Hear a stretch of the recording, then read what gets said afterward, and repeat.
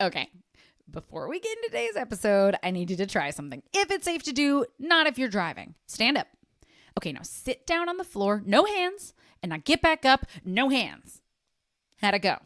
Because that little move you just attempted, researchers say it's one of the best indicators of your long-term health, and it's not the only one. Today, we're breaking down 5 deceptively simple tests that act as full systems check on your whole body. Some of them you'll crush, some of them might humble you, but all of them are fixable. And that is exactly what we're here for. But first, welcome to Fit After 40, the Women's Fitness and Health Revolution podcast. Kinsey here, certified personal trainer and menopause coaching specialist. I've worked with hundreds of clients over the past 12 years and know firsthand how intimidating starting a fitness routine can be, especially in perimenopause. My goal is to teach women in midlife and beyond how to feel strong and confident in their bodies and to help them live the healthy life they deserve, free of pain, heart disease, dementia, frailty, you name it. In this show, you'll get action steps you can take today, backed by the most up-to-date research and thousands of hours of practical in-gym experience. The best time to get started may have been 20 years ago, but the second best time to get started is today. Hello, and welcome to the Fit After 40 Women's Fitness and Health Revolution podcast. Coach Kinsey here, and today we're gonna have a little fun. I don't know about you guys, but I've always been like a big, as the kids are saying, stan of like self-assessment quizzes, right? Like the BuzzFeed, which Riverdale character are you? Or like even back to Cosmo, like what kind of hashtag, they didn't use hashtags back then. We didn't have social media, but I was watching, I've started watching Veronica Mars again. Tangent right off the bat. Whoa. And I don't know if you watch Veronica Mars, but you should. It's streaming on Netflix. Boy, is that nostalgic. But she was reading Cosmo, and it was like 5 ways to learn how to walk in a way that turns them into jelly or something. I was like, the good old days. You guys remember Cosmo? Is that still a thing? Anyway, point is, getting a little cheeky, our own little quiz. But today, our quiz is all about how we measure up to these 5 longevity standards. I was going to say test, but there wasn't like, there were a couple that I couldn't find truly definitive tests for. So I'm giving you some things to play with. There's also other ways to do it too. Some are more like agreed upon that there are ways to test this specific thing. Some of them don't have a specific measurement to go off of, or like one that's great for me to give you because they depend on things like body weight, etc. So, are we ready? Grab your pens, A, B, or C. Which girly are we? So I'm very excited. I got this episode idea from a podcast, Muscle Science for Women, I was listening to. I love them. They were starting to talk about a couple of these, and I was like, man, we've never actually talked about these assessments before. And you know what? I think this is a fun one to do. We've got a couple interviews coming in the pipeline. I'm trying my best to curate May around like a Mother's Day theme, so stay tuned. I think it's gonna be pretty cute. And before we dive in, this episode launches before we're out of April, so quick shout out to remind you that the raffle for a free month of Fit After 40 in person or online is closing on the last day of April, so 30th. So you have, at the time of this release, I think 2 more days to sign up for that raffle. Definitely do it, because if there are any of these longevity tests that you're like, ooh, that's not me, I can help you with that. That's literally what we do at Fit After 40. Longevity is a very poppy word right now, but at its core, it's something that we should all strive for, right? Because to me, longevity means that we are increasing not just our lifespan. We're not just looking to live longer. We're living better. We're looking to increase our health span. Especially as women, we know that we live longer than our male counterparts oftentimes, but we also live sicker. And that's a paradigm that it is time to break. We are done being frail. We are done being sick. We are taking back these last decades of our lives, and we are living through them vibrantly. And here are some fun indications to tell what trajectory we're on. And the cool thing is none of these are damning, right? They're just information. These can all be worked with. So we can improve on all of these. And again, if you're like, I don't know where to get started, I'm intimidated, I'm tired, I don't like working out, insert reason to not do it here, fill out that raffle for a free month of Fit After 40. Because guess what? I will help you do it. We'll just do it with 2 days a week. And my bread and butter, people who don't love fitness or hate it, right? We make it fun. And I take the work out of it for you because I program for you specifically. So lock into that raffle. You got 2 days left. Don't miss out. I'm just going to jump right in, y'all. Today, we are talking about our 5 longevity standards. So the first one that we're going to talk about, I think, is probably the most pop culture one. I think most of you have probably heard of this one. It's the sit to rise test. So it's that test where we're trying to get up off the floor get down to the floor into a seated position and then get up off the floor without assistance, right? Without using our hands, without using our knees, without using the ledge, etc. So why is this an indicator of longevity? Well, in June 2024, there was a study published in the European Journal of Preventive Cardiology that found that adults ages 46 to 75 with the highest scores in this sitting to rising test were about 6 times less likely to die from heart disease and other cardiovascular conditions during the next decade. They were also 4 times less likely to die from any cause compared to those who struggled the most with this movement. This is touted as a strong predictor of lifespan because it measures aerobic fitness, it measures muscle power, strength, flexibility, balance, mobility, body composition, all in one fell swoop by engaging nearly every single joint and muscle group, right? Because it takes everything to get up off the floor. It works our hips, our knees, our ankles, our shoulder, our core. This movement requires that flexibility, balance, mobility, coordination, and strength, right? These are all components of long-term functional independence. When we think of like, hi, I'm 90 and my house has stairs and I can do them no problem. So what is our goal with this test? So according to Harvard Health, this is kind of the standard that I've seen, but I just took their explanation of it. The goal is an 8 or higher. At one place, I saw like a 7.5 or higher too, but we're beginning with a score of 10. And then we subtract 1 point if we do any of the following things for support, both when we sit to the floor and when we stand. So we're starting with a goal of 10 points. Anytime that we use our hand, that we use our knee, that we use our forearm, that we use a hand on our knee or thigh, that we use the side of the leg, or that we lose our balance at any time, we lose a point. I have heard that for the balance, it's only 0.5 as long as you don't like touch anything. But just to keep it easy, think of each of these as an opportunity to lose a point. So for example, if you sat down, no problem, you didn't touch anything, but then you had to use either a hand or knee to get up, that's going to be -1 point. So you'd have 9. If you have to use both your hands and your knees, you lose 4 points, right? Because you're going 4 points of contact.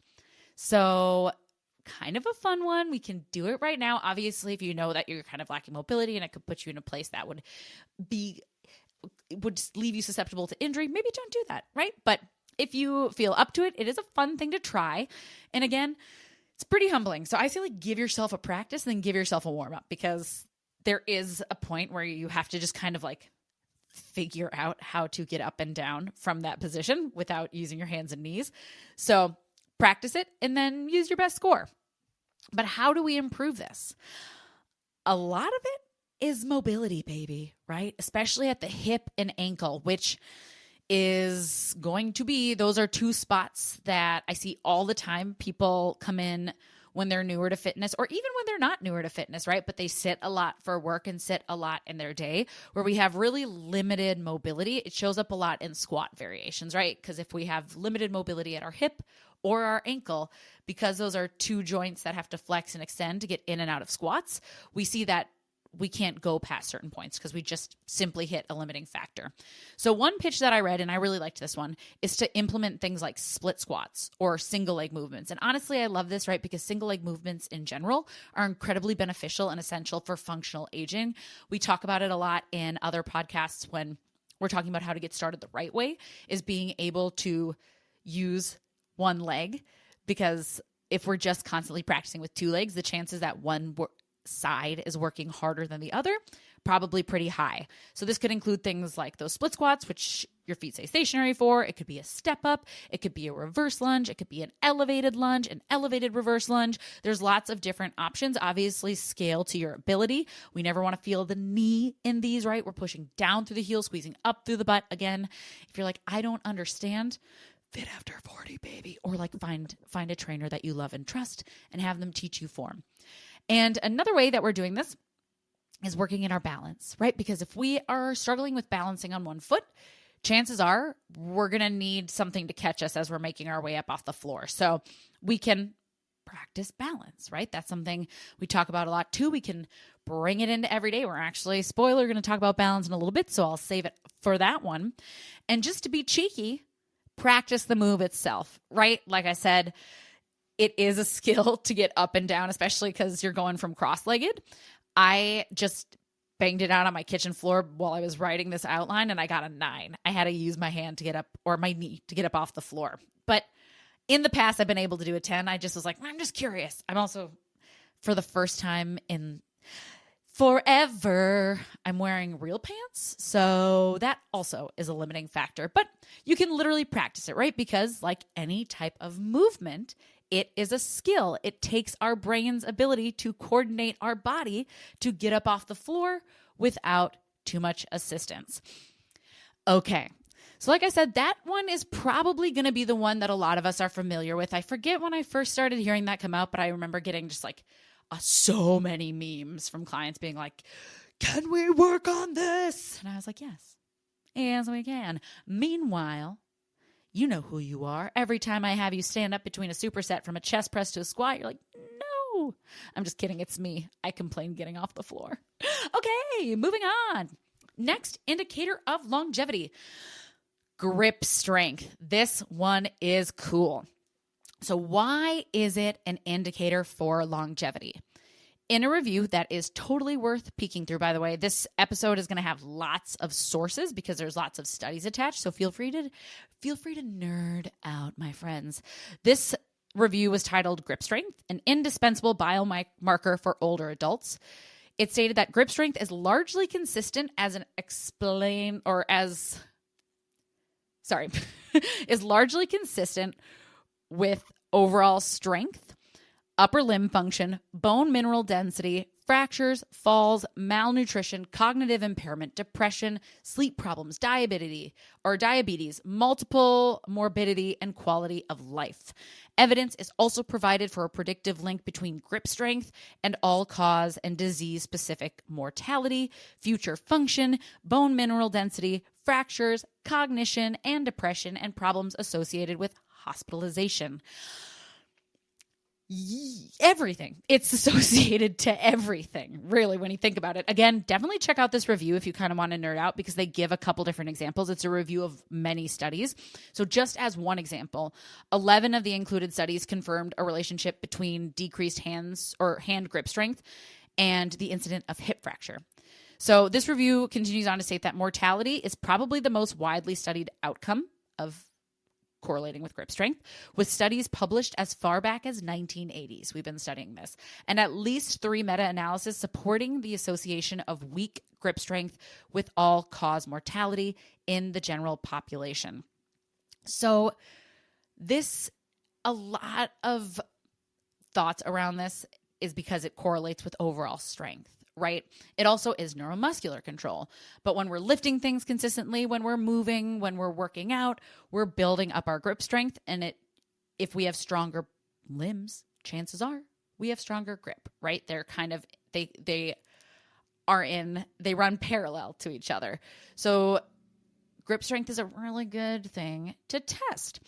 Also, if we notice sometimes that we're like dropping things, sometimes it can be an indication of things like food sensitivity. So literally there's so much tied into this.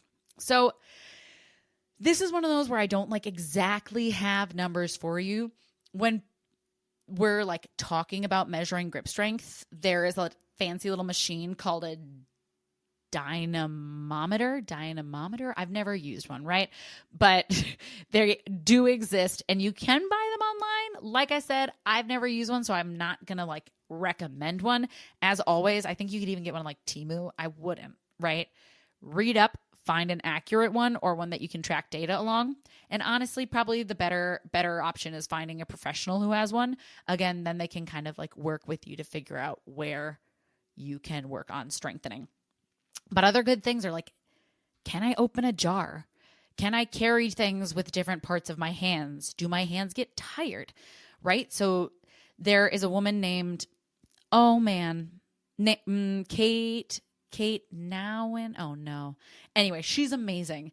I think in maybe like 1 month out of the year, she does 30 days of grip where every single day you practice a different type of grip, like pinching or holding it with just your pointer finger and your thumb, or gripping or jar opening, right? If we think about it, our hands are dynamic in so many ways. So practice being really active, especially in a world where we're holding a phone and texting or typing on our computer. Our hands are kind of limited and we can start to build up like pain points, right? We don't really do anything to counter that. So give yourself some hand health, even just like squeezing and releasing. I saw one test where it was like, how many times can you squeeze and release in a minute? There's another indication. Or how hard can you squeeze and then release? There's some real like cheeky hand moves where we're squeezing as hard as we can and then we're releasing, or we're squeezing a towel and rotating. So there's lots of ways that you can build up grip strength just at home in your free time, or even like when you're at work. Just give yourself some squeezes and releases. Another way, or I guess how else do we build it up, especially in like a fitness setting? There are a couple ways that I love.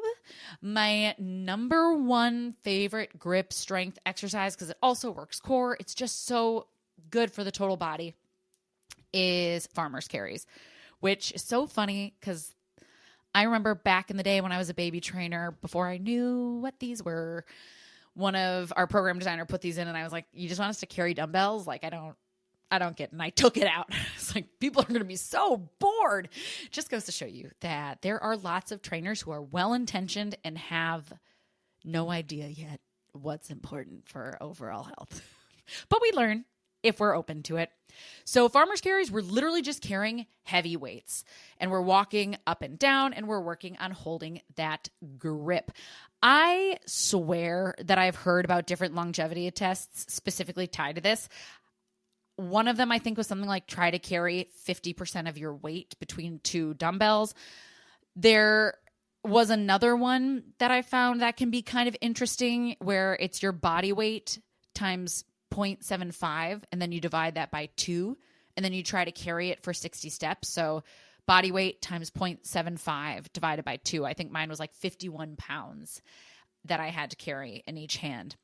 Dead hangs are another great way to target grip strength and really popular. However, just like I always say that I don't believe that push-ups are for beginners, dead hangs I do not believe are for beginners because a lot of folks don't have the core connection to activate properly during a dead hang.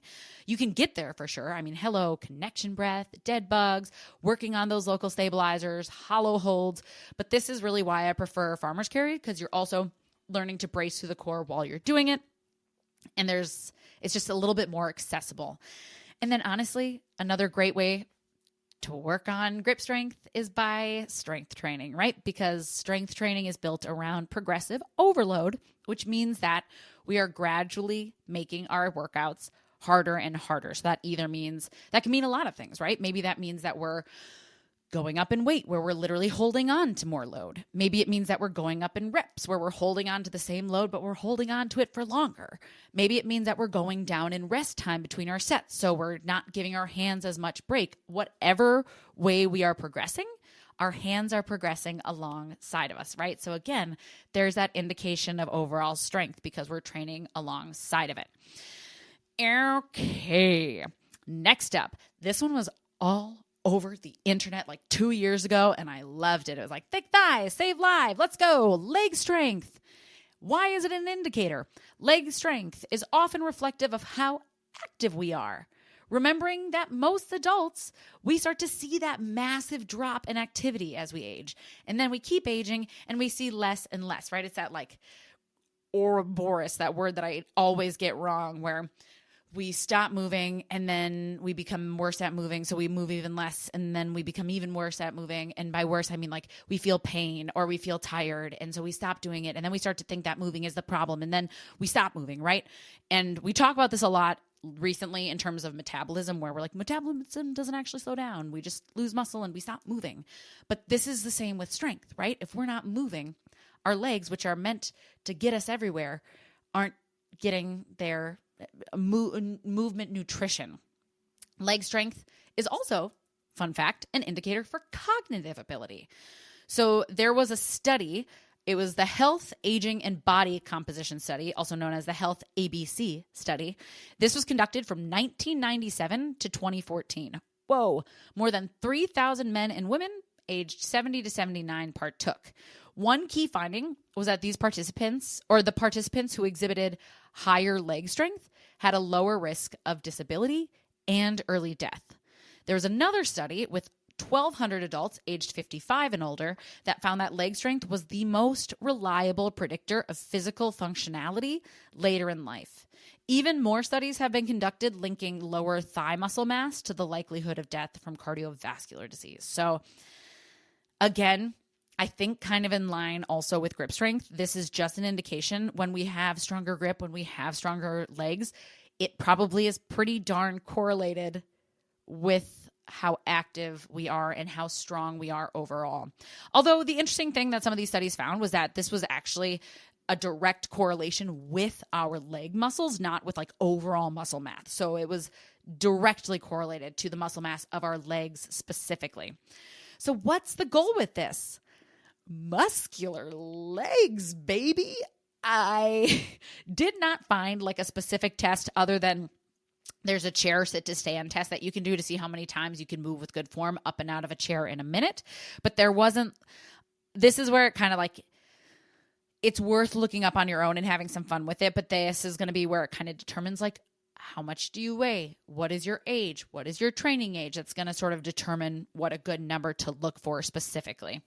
A lot of these studies are directly correlated to the quads, so the front of the thighs, but don't forget your powerhouse glutes. Not only are they paramount for functional movement, they're also really underactive on most of us, right? Because again, if we're sitting, our butt is sitting in a stretched out position instead of that activated one. Remember, lengthened muscles are underactive, shortened muscles are overactive or tight.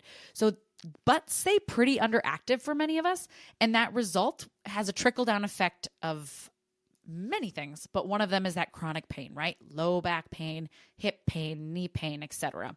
So how do we get stronger legs? I left that silent so you could yell it at your device that you're listening on. It's strength training. Fit after 40, sign up for the raffle. But guess what? Walking is a pretty darn powerful tool also, especially if you're starting, right? Especially if you're starting. The end. Our bodies were meant to move. They were meant to move. And if we're adding a little bit of incline in there, ooh, baby, now we're cooking with gas. But the gold standard eventually, again, at any age, it is never too late to start. Just make sure you're starting the right way, building foundations, because we want to be able to move pain-free through squats, deadlifts, unilateral moves like we talked about earlier, lunges, Bulgarian split squats, etc. And we're getting that 8,000 plus steps a day. Again, you're picking one dial mover at a time. So if you're like, I've done not a lot for a long time and you feel up to it, starting to walk, especially if you can throw a hill in and get really cheeky, literally, is going to be a beautiful start. It's going to be a beautiful start. Which kind of brings us to our next indicator of longevity, which is our walking pace. I love this one because it means that I am on track to live forever. I walk really fast. People do not like to walk with me, but my dog does. So why is this an indicator? Personally, like I said, I did a lot of deep diving for these today. I really liked the description from Men's Health. I know, but they do good work. I feel like they put it best, where they said that the speed you walk at can act as a full systems check on many of the processes going on in your body. To walk at a decent clip, your heart has to deliver, your lungs have to keep up, your muscles have to produce force, your joints have to tolerate that force, and your brain has to coordinate the whole shebang. If any of that starts to degrade, any single one of those systems, right, you start to slow down. Importantly, a lot of what we chalk up to just getting older isn't true physiological degradation. It's more like your body adapting to doing less and less, a kind of reverse flywheel of aging. Kind of what we've been talking about, right? We can start to see the correlation between all of these tests, right? Strong legs probably mean we're walking faster. If we're walking faster and we're able to ambulate at a certain speed, we can probably get off the floor a little bit better because we're mobilizing more. But it really is, there's so many systems that have to come online to walk well. And that's one of my favorite things that I hear. I just had a woman who's in my online Fit After 40 share with me after our session on Saturday that she lives in a really hilly neighborhood. And she was like, it was really cool. I didn't even realize until I went on a walk the other day that I am getting up and down hills without breathing heavy and without feeling pain in my knees and my back. And I was like, heck to the yes. She has been working out with me for 3 months. She is killing it. We are building it up the right way. And these are the ways that we see our workouts show up outside of our workouts together, but also this is how we can see those longevity indicators. She's walking faster. She's walking better. She is walking with less, her heart and lungs are getting better. Her legs are stronger. She's not getting injured when she's doing this. This is huge. This is everything. This to me is why we do it, so that we do it here to live better out there. An analysis published in JAMA, the Journal of the American Medical Association, found that walking speed turned out to be a consistent predictor of survival length across age, race, and height categories. But it was especially useful in zeroing in on life expectancy for those who still live and get around independently for those older than 75. Again, shout out to our future 90-year-old selves who are living in the house with the stairs by themselves if they wanna, right? This analysis also mentioned that the benefit of tracking speed changes, wow, Kinsey. Hello, my name's Kinsey and I speak often and maybe too much. This analysis also mentioned the benefit of tracking speed changes over time, watching for decline. So instead of just going off of like a general number, just being mindful of your speed and seeing over the years if that speed is staying pretty consistent or if it's starting to decrease. Because when we start to see that decrease, we know that we want to make some changes. So what is the goal with this? A couple of the stats I saw all agreed sort of with this metric. And it's something that we can use to work off of, especially if you're like, I want to give myself the longevity test, like BuzzFeed. Did I mention that yet? One of the stats that I saw was 2.2 to 2.5 miles per hour lines up with average life expectancy. So if you set your clock for 60 minutes and you try to clock 2.2 to 2.5 miles and you're feeling pretty good, you're not feeling in pain, average life expectancy. When we're closer to that 2.7 miles per hour, outcomes tend to improve. When they drop below or around 1.3 miles an hour, this is where we start to see a correlation with a risk of early death starting to climb pretty darn sharply. It's a pretty significant difference, right? If like the lower portion of average life expectancy is 2.2 and that like huge drop off is 1.3, that's pretty major discrepancy, but just something to kind of keep in mind. So how do we increase our walking gait? Same way we get to Carnegie Hall, baby. Practice, practice, practice. If we don't use it, we lose it. And if we feel like we're losing it, slowly bring it back. If we feel unsteady or like we're going to fall and it's not safe, work in some balancing. Don't hesitate to bring in a professional, right? This is something that is a very important human movement. So being able to regain our walking at whatever work we have to do, it is worth it. Again, if we're thinking of that correlation, if we stop walking, we're going to see the drop in our leg strength. We're not going to be able to get off the floor. So just working it in gradually.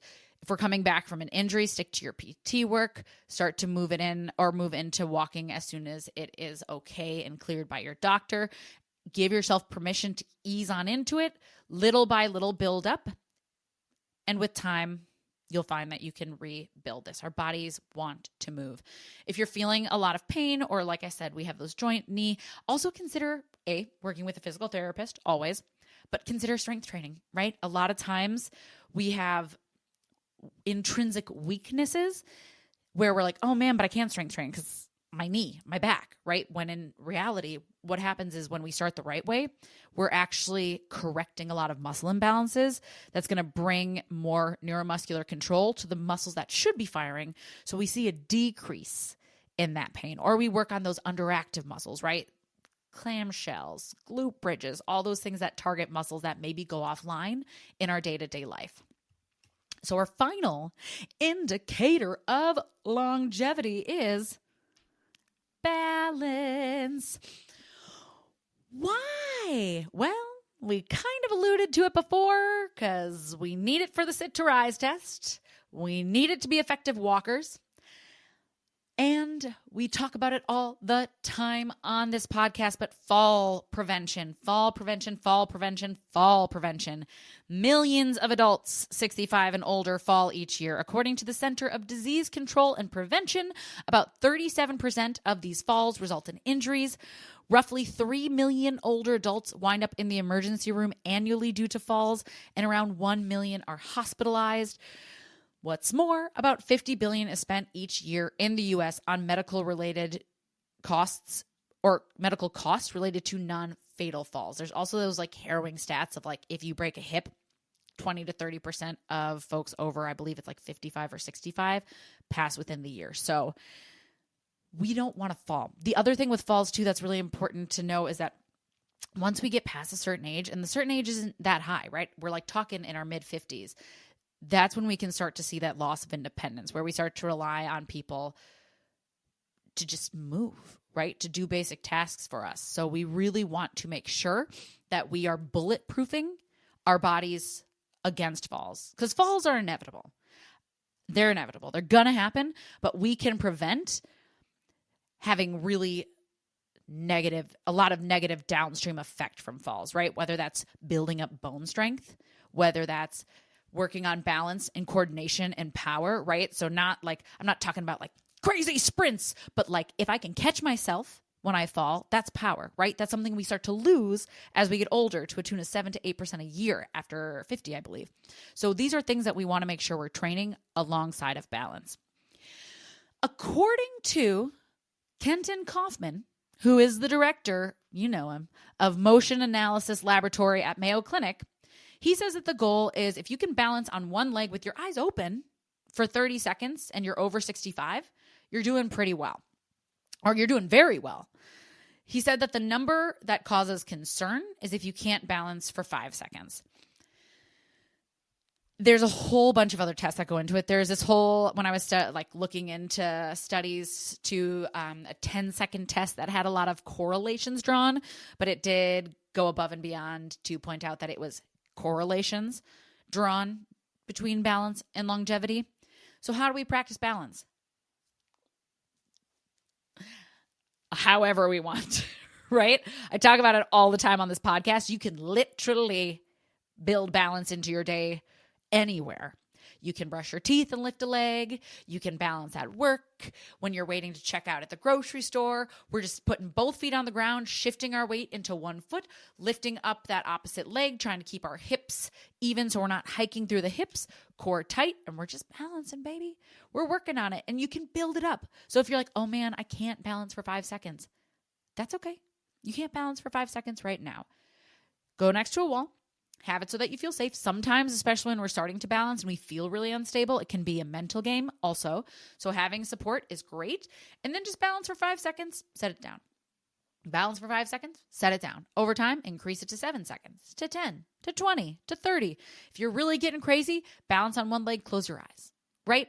Be safe, of course, especially if you have something like osteopenia, osteoporosis, and you know that your bones need just to be mindful about them. Definitely practice with care, have something that you can hold on to, but you can absolutely build in balances. And again, as you start to get more, as soon as you start to get better with your balancing, let's say, you can start building in a lot of those unilateral movements as well, right? That we talked about many, many times. Also, if you love to do things like yoga, there's a lot of balancing there. I will say there's not a lot of form correction in a lot of yoga classes, so there's a lot of opportunity to balance incorrectly, which is why I'm hesitant to go be like, if you can't balance, do yoga. Because again, I want you to learn how to balance correctly. But if you're feeling confident or you have a great teacher, or you have an Iyengar studio, a lot of times they're a little bit more focused on like the form of it. Go nuts. Wow, wow, wow. So how are we doing? How are you feeling like you're measuring up to these 5 longevity standards? Should we run them through one more time? The sit to rise test, where we're getting down and off the floor with a score of, let's just say 7.5 or better. That's out of 10, right? We've got grip strength. For this one, let's just say we'll use the farmer's carry. Using that equation, your body weight times 0.75 divided by 2, carry it for 60 steps. If you're just getting started, that's going to be way too heavy, so gradually build up, but that's what we're aiming for. Leg strength. I'm not going to give you a test for this, but let's say that our goal is to be moving pain-free through squats, deadlifts, and unilateral movements and starting to work up to that 8,000 steps a day. That's a pretty good benchmark. Then we've got our walking pace, right? So for that average life expectancy, you're looking for that 2.2 to 2.5 miles per hour. If you want that like increased outcome, we're going for 2.7 miles an hour. And then we've got our balance, where you're balancing on one leg for 30 seconds. If you're over 65, amazing. If you're under 65, maybe try closing those eyes if you're feeling stable. All right, team, congratulations. We've arrived no matter what you scored. Remember, this is not a shame game. This is not a blame game. This was never taught to us. We were never taught to think of movement as medicine. We've only been living this long for a very short amount of time, right? It's that evolutionary mismatch between our lifespan and the world that we live in versus our inner biology. So don't use this as a test to grade yourself negatively against. Use it as information so that you can pick one to work on now, and over time you can keep working on more, right? Balance, great way to start. Walking a little bit more, great way to start. Just use this as information and maybe inspiration. But again, never, never, never, please don't use this to beat yourself up. This is not something we have learned. This is a tool so that we can have something to aim for. We have just some things we can think about, right? It's so amazing to me that you are sitting here or standing or walking or driving, taking time out of your day to listen to a podcast about longevity standards, right? Who does that? You do. You're already winning the day because you give a shiznat. That's everything. The more awareness we can bring to our bodies, the more information we have on how we can make little changes that support ourselves. Not all at once, one teeny tiny change at a time. Remember, this is a lifelong journey. Tiny compounds are where we see that health span. Trying to do it all at once, burning out, injuring ourselves, that's how we fall off and we blame ourselves. That's not the game we're looking at, right? We're not looking for quick fixes.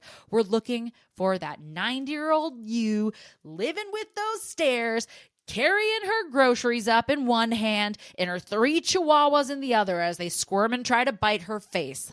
That is everyone's dream. Now that we've talked about that, we can close this podcast.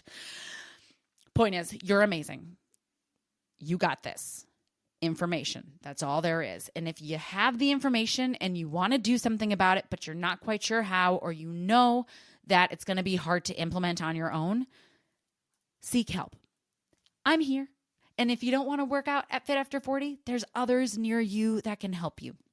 And if you do want to try Fit After 40, drop into that raffle for the free month. You got 2 more days. Why not? Let's increase our health span together. And with that, my beautiful, beautiful friends, as always, thank you from the bottom of my heart for being here with me today to talk about you and your beautiful body and brain. If you got anything out of this, if you have some friends who also love BuzzFeed or just longevity, send it their way.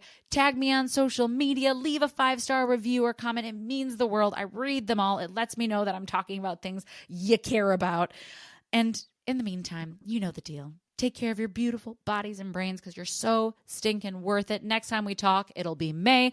Like I said, I've got a lineup of what's going to shake out to be a little bit of Mother's Day fun. We've got a pelvic floor therapist who is going to come in and talk about menopause. Heck to the yes. We have Brandy coming back.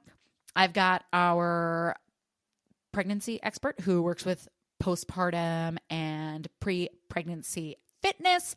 There's a better way to say that, Kinsey. The other day, never mind, doesn't matter. Point is, we've got some fun stuff coming up in May. And in the meantime, I adore you all. I'm going to end this podcast because I'm just chatty. See you next time. Woo!